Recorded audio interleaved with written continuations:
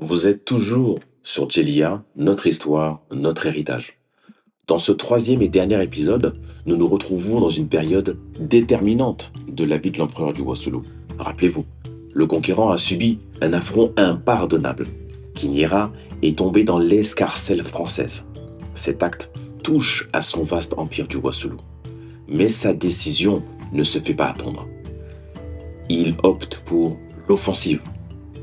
Les combats se déclenchent à l'aube.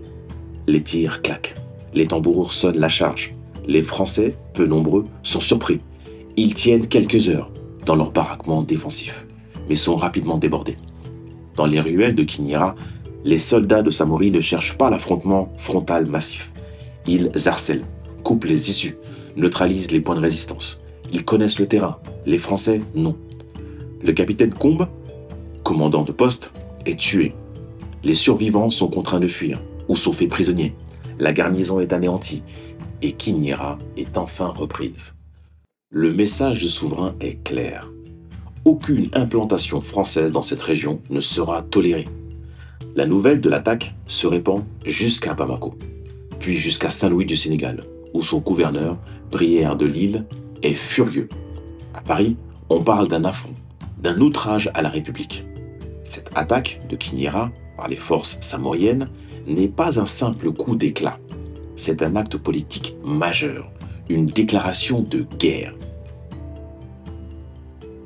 En réponse à l'attaque de Kiniera, le 6 février 1886, la France dépêche une colonne punitive, dirigée par le lieutenant Étienne Péroze, sous les ordres du très offensif colonel Borgny Desbordes, apôtre d'une conquête rapide du Soudan.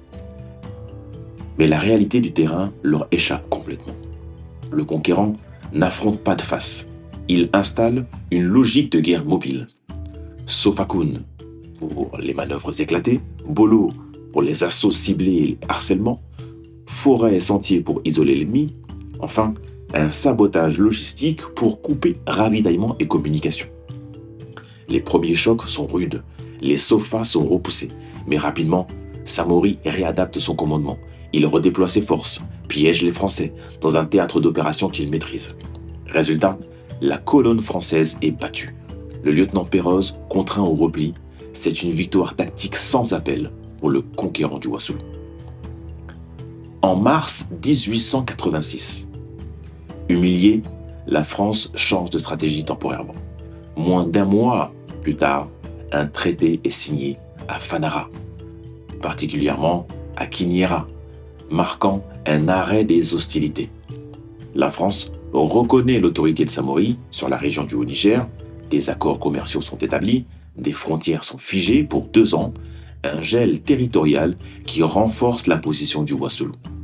Ce traité de Kiniera est à la fois un aveu de faiblesse militaire pour le camp français et un coup diplomatique pour Samori, qui en profite pour moderniser son armée et consolider son État. Malgré cette paix relative, la tension reste vive.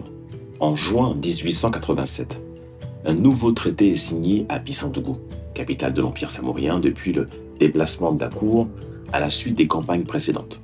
Ce traité réaffirme la liberté de circulation des commerçants français, l'intégrité territoriale du Wassoulou et surtout la souveraineté de Samori sur cette terre est reconnue, du moins en apparence.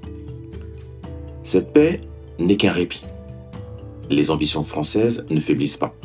Et le conquérant du Wassoulou, conscient de l'imminence reprise des hostilités, continue de réorganiser ses forces. Entrons maintenant dans le dernier acte, celui de la transformation. L'histoire du souverain va d'une certaine manière s'élever, se prolonger et se diffuser dans la mémoire collective et les structures militaires africaines futures. Chapitre 7. Chute d'un empire, transmission d'une architecture.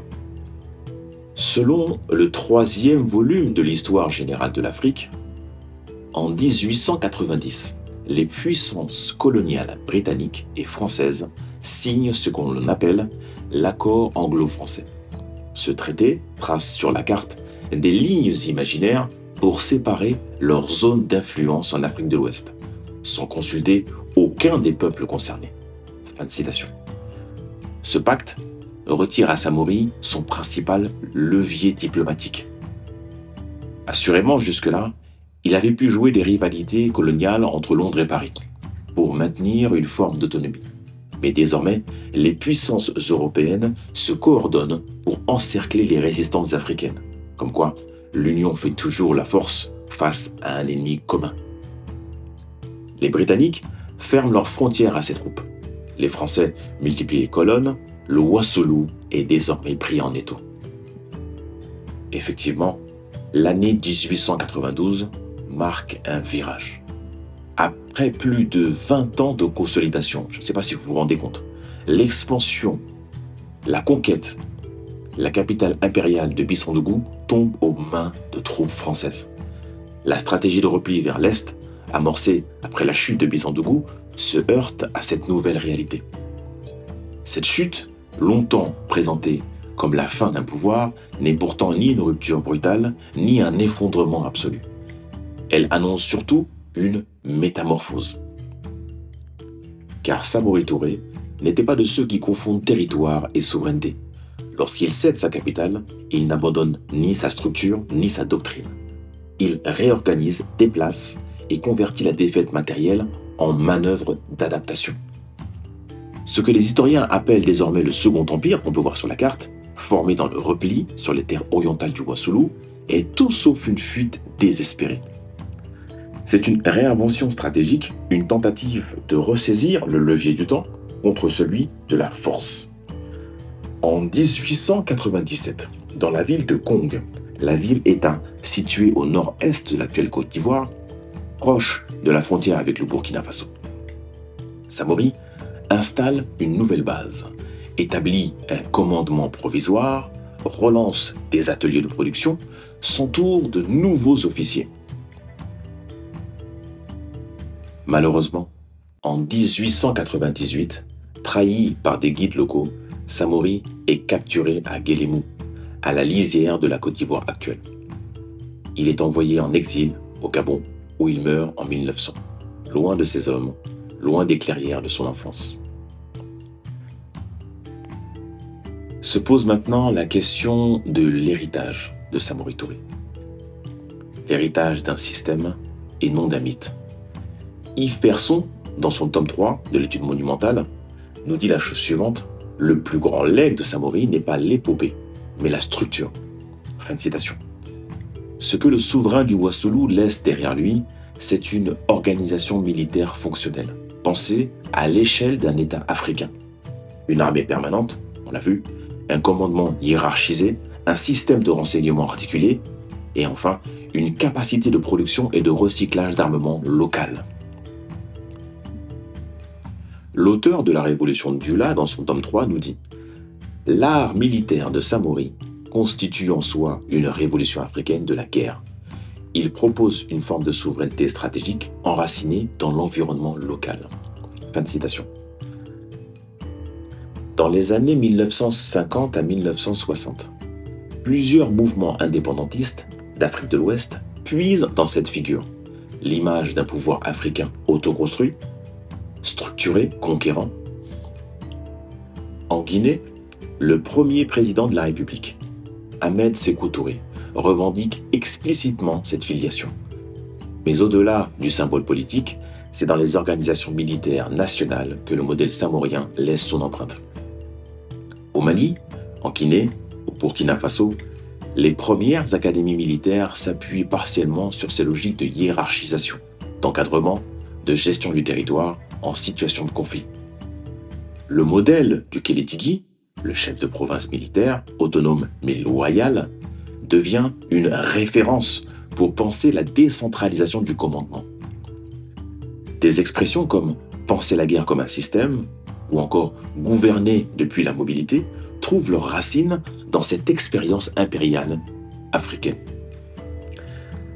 Si on doit parler de Samori, le bâtisseur, il a prouvé qu'il était possible de concevoir une souveraineté sans soutiens extérieurs, sans tutelle intellectuelle. Il a démontré que la conquête, pour durer, doit se transformer en institution et que l'intelligence stratégique peut naître de la mémoire orale, de l'observation patiente, de la capacité à inscrire la guerre dans une durée politique. Selon Demba Sidibé, dans son ouvrage L'héritage militaire africain, publié en 2024, il a perdu un empire, mais laissé un langage, celui de la maîtrise, de la structure, de la souveraineté par l'intelligence. Fin de citation. Je terminerai ce podcast par conclure que Samori Touré fut sans doute l'un des plus brillants stratèges de son temps.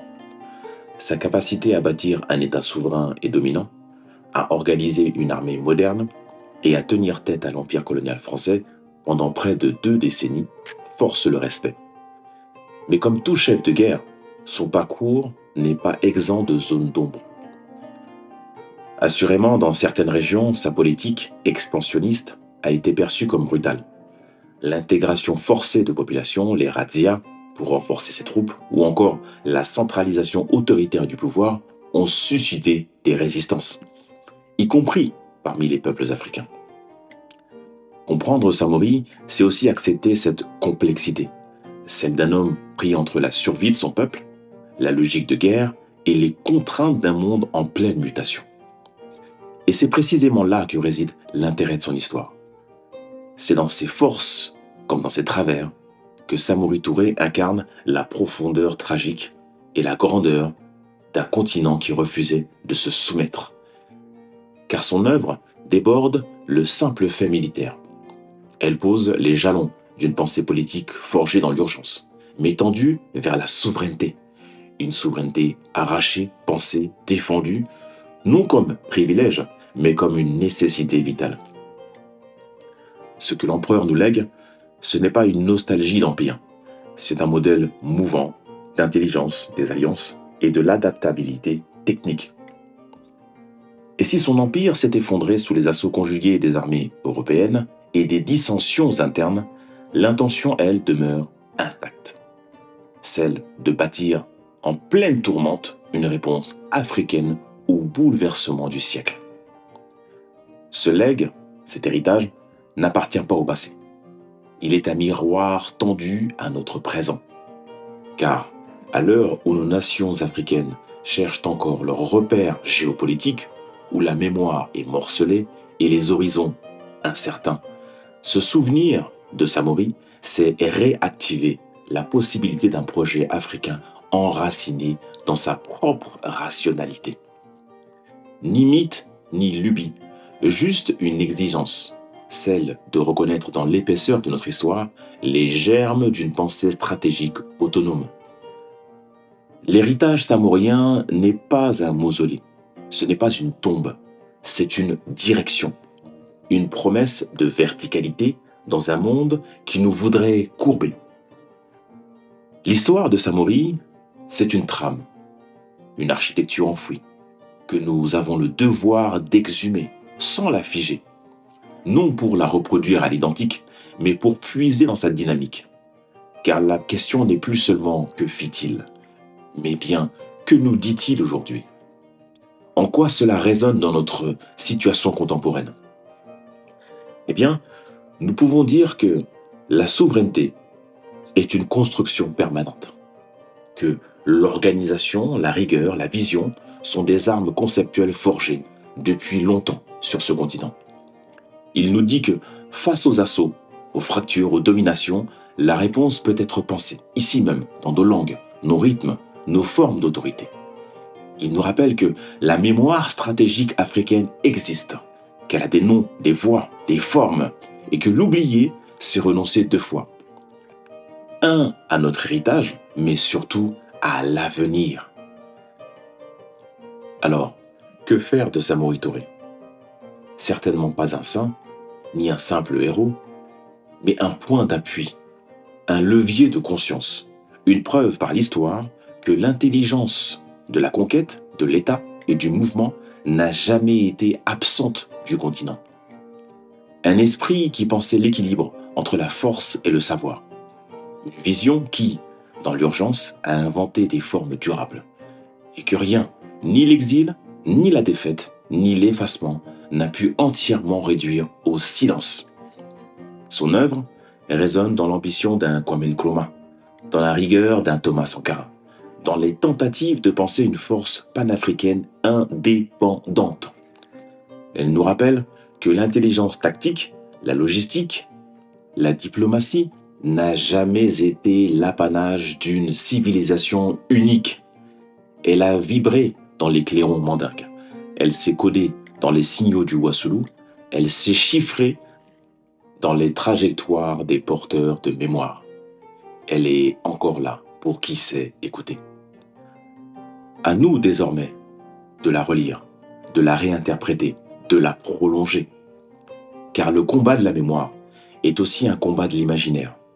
Et toute renaissance commence là, dans la capacité à se souvenir pour mieux inventer. Samori n'a pas bâti un royaume pour l'éternité, il a jeté les bases d'une pensée souveraine. Aujourd'hui, à travers Djelia, c'est cette pensée que nous faisons résonner. Et si elle trouve un écho en nous, alors cela veut dire que l'héritage vit encore.